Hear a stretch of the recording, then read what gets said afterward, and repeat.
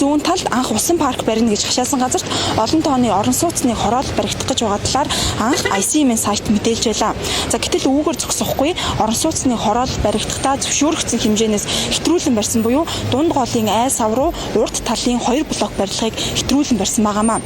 За иймд 2023 оны 8 дугаар сард Сумын газар хотын дарга багтаа за авилга хорооллын урд талын 2 блок барилгыг нураах захирамжийг бол хөрвүүлж байсан. Гэтэл өдгөө 2 блок орон сууцны барилгыг нураах нь битгий хэл удахгүй буюу наадмаас өмнө энэхүү Aqua Garden хотгон ашиглалтанд орно гэсэн мэдээллийг борлуулалтын ажилтан бидэнд өгч байна.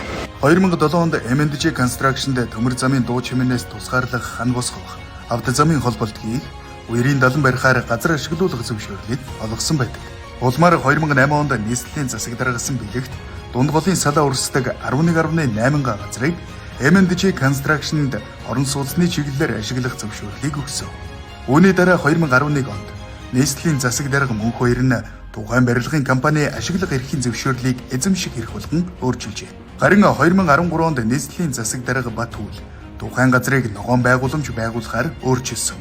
Харин 2020 онд нийслэлийн засаг даргын төр орлон гүйцэтгэгч Батбаясгалан M&J Construction-ийн газрын гэрчилгээг хүчингүй болгон цэцэрлэг түрээлэн ногоон байгууламж болгох тушаал гаргасан.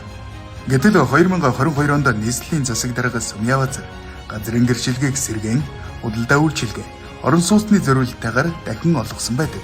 M&J Construction уг байршилд орон сууц барьж эхэлсэн дөх товчхондоо ийм. Яг одоо миний ард харагдаж байгаа Aqua Garden хотгоны хойдлын 2 блок барилгыг үлдээгээд за уртлын 2 блок барилгыг л нураах шийдвэрээр уг нь гарсан. За уртлын 2 блок барилга бол зөвшөөрөгдсөн хэмжээнээс хэтрүүлэн барьсан буюу дунд голын ай сав руу оруулж барьсан учраас хотын даргын нураах захирамжийг бол хөргүүлсэн. Өмнө нь бол уртлын 2 блок барилгын гадна фасад цутгалт бол хийгдээгүй. Зөвхөн хойдлын 2 блок барилгын гадна фасадыг цутгасан байсан. За гэтэл өнөөдрийн байдлаар авилга хорооллын 4 блок барилгыг дөрвөлнгийнх нь гадна фасадыг цутгаад ашиглалтанд бэлэн болгосон юм нөхцөл байдалтай харагдаж байна. Мөн дунд голын урсцыг хаасан гэж захирамж хөргүүлсэн шунхлай шатхуун түгээх станц болон S outlet-ийг нураасан ч авилга хороолол үлдсэн. Үүнтэй холбоотой асуудлын талаар хотын дарга Нямбатар авилга хорооллыг нураах хэсэг асуудал шүүхтээр гацсан байгаа хэмээн тайлбарлаж байгаа.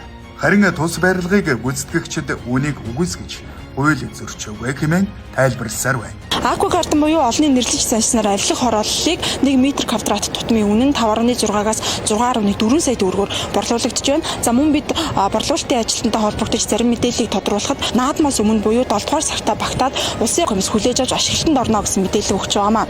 За авилга хорооллын асуудалтай холбогдуулан улсын хурлын дарга Амар Баясгалан, хотын дарга Нямбатар гэгчлэг өндөр албан тушаалтнууд байр суурьаа илэрхийлж энэ асуудалд анхаарах ёстой. Зөвшөөрөгдсөн газраас хэтрүүлэн барьсан 2 блок барилгыг нураах ёстой гэсэн байр суурийг илэрхийлж байсан боловч өнөөдөр хүртэл уг одоо шийдвэрүүд хэрэгжсэн зүйлгүй байна. За мөн наадмаас өмнө буюу за 7 дугаар сартаа багтааж авилга хорооллын 4 блок барилга дөрвөлээ зэрэг ашиглалтанд орох нэ.